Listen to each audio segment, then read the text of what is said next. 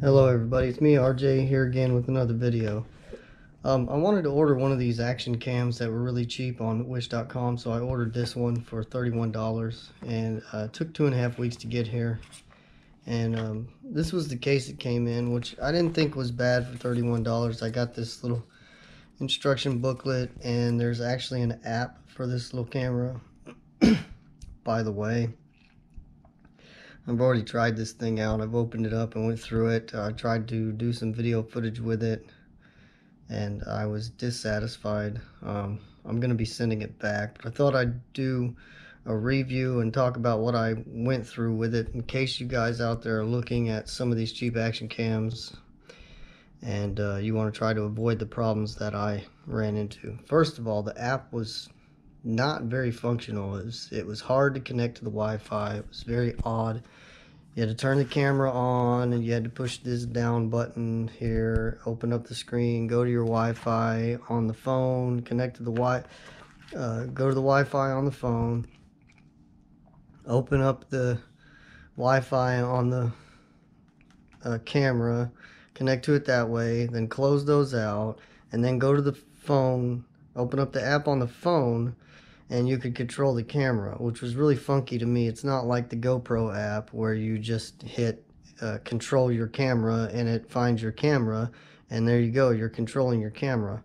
It wasn't like that. It was just a little confusing and it was aggravating for me. I will put the link in the description below to this camera, so you guys, if you don't want to have these kind of issues or want to avoid the camera, so you know which one to avoid. I'm not trying to be negative to the company that made this. This just was not what I expected. I expected it to be your regular old action cam. I mean, it looks nice and it's built really nice and it's very light. It came with this case. It came with 2 extra batteries, a bunch of connections, a waterproof casing, 2 extra batteries, a battery charger, cable, USB cable. I mean, more than enough for $31, and this little case is not that bad. It's pretty nice. But the problem I had with this camera was that every time I tried to record with it, let me be gentle with it since I'm going to be sending it back. I don't want to damage it. But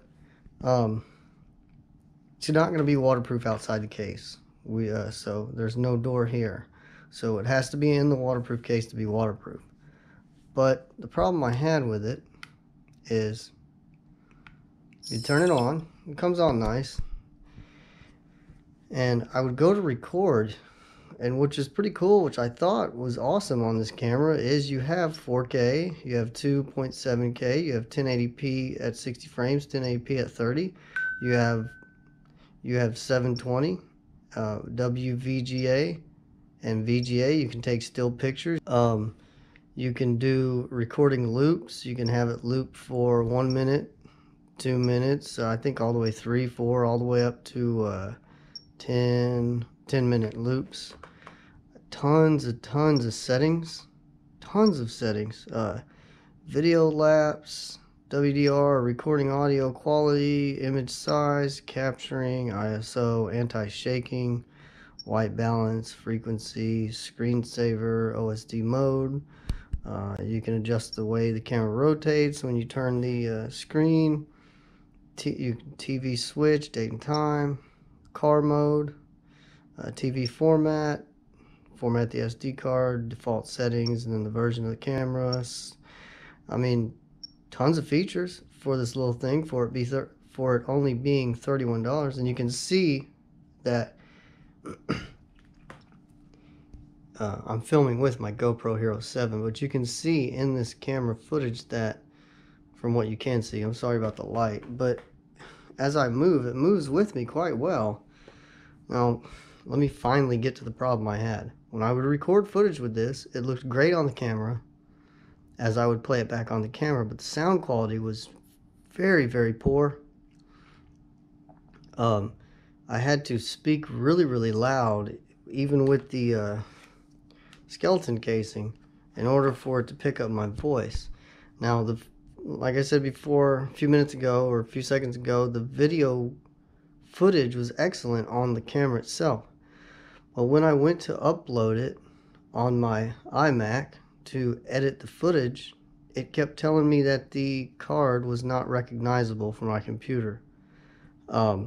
I even tried to connect it through the micro USB to the USB at the back of my computer, which is what the instruction manual recommended, and it still said it could not read the SD card. Now, it's not the SD card that's the problem, because I used this same SD card for my GoPro, for my camera. I tried 2 or 3 other SD cards in here from SanDisk and Samsung, and every single time I plugged this up to my iMac, and I also plugged it up to my MacBook, and I have a 2017 iMac and a 2014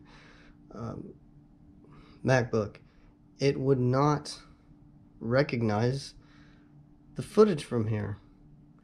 I had to put it on Windows to recognize the footage, and that's not going to work for me because all my video editing software is on my Macs, and that's what I edit my videos with. So this particular camera right here is not going to work for me. I really wish it would have, because some of my friends want to borrow my camera, and I don't get too excited to let people use my GoPro. So I ordered one of these in hopes that I could let some of my friends use this camera, because my GoPro breaks while they're borrowing it. I'm not going to be too happy. Not like they intentionally broke it, but you know what I mean. You don't like to let people borrow really expensive stuff that you have, that you don't have the money to go out and keep buying. So anyway,